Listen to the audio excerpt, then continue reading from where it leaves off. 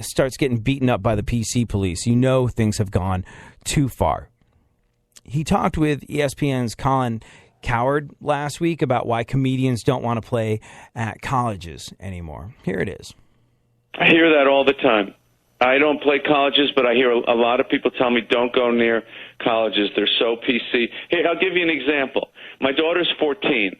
My wife says to her, well, you know, in the next couple of years, I think maybe you're going to want to hang around the city more on the weekends so you can see boys. You know what my daughter says? She says, that's sexist. They just want to use these words. That's racist. That's sexist.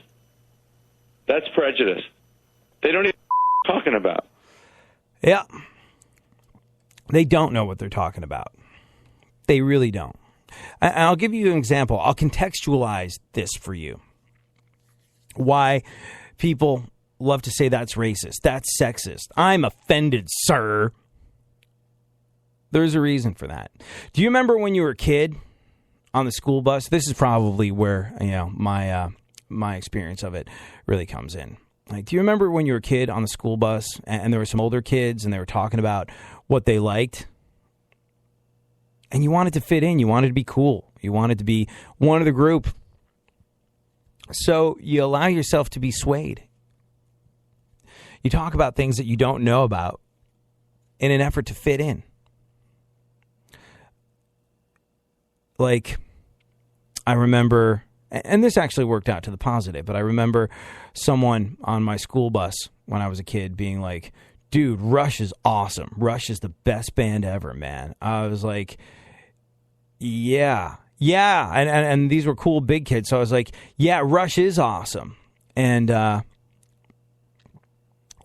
they were like, oh, really? What Rush album do you like? I was like,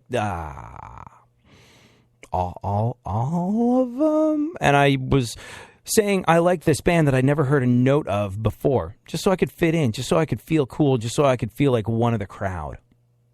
Now, this had an upside, which was I went out and I got a Rush album. And I remember bringing it to school with me after I got it. And like the very first ever Rush album, which was the one my parents got me when I asked for a Rush album, is something that's it's very attention grabby. It's you know, like it says Rush in giant neon pink letters on the front.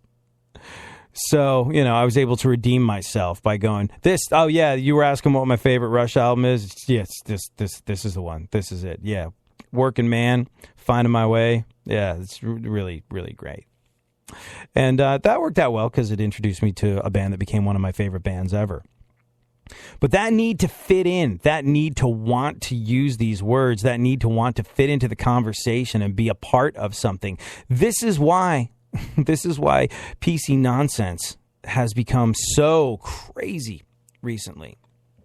It's a bunch of people that don't understand what sexism is, don't understand what racism is, don't understand what they're talking about. They just want to use these words. They just want to feel like they have some authority. They just want to feel like they fit in. Mm-hmm. And you know what you do when you jump all over absolutely everything, saying that's on PC. That's no. Yeah, I'm going to have to call you on that one. That's very insensitive. That's racist. That's sexist. That's whatever ist you want to make it. You know what you're actually doing? You are cheapening the plight of people that are actually afflicted by these particular short-sightednesses, whatever you want to call it, that society has. Someone that's actually experienced racism, someone that's actually experienced sexism, someone that's actually been discriminated against because they can't control their circumstances. They were born into a color of skin they have no control of. They were born into a gender they have no control of. They were born into whatever the hell it is they have no control of, that they didn't choose, that is not of their own design, that is not of their own making. They were in a situation that they had no power to control. And it's affected their lives. It's locked them out of being considered for jobs. It's locked them out of being considered for employment. It's locked them out of being able to be with a person that they think they might be able to be in love with. These are real prejudices. These can change and hurt people's lives. These are horrendous This is where society is horrendously short-sighted.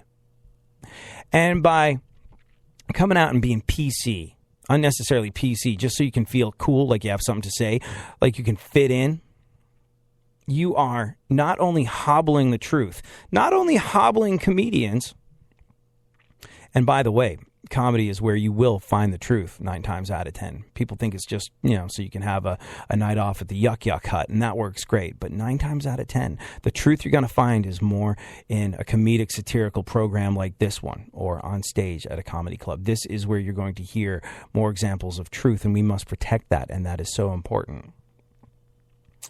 Besides hobbling comedy and the truth when you succumb to PC nonsense because you want to just feel like you have something to say, what you are doing, not you, I'm sure anybody listening to this show has no interest in doing that whatsoever, but what people are doing is they are cheapening the plight of people that have actually been suffering from actual sexism, from actual racism, from actual economic institutionalized disparities in our society. Stop it. It's an insult to them, and it's an insult to yourself because you're proving yourself to be an idiot when you do it. Have an awesome one.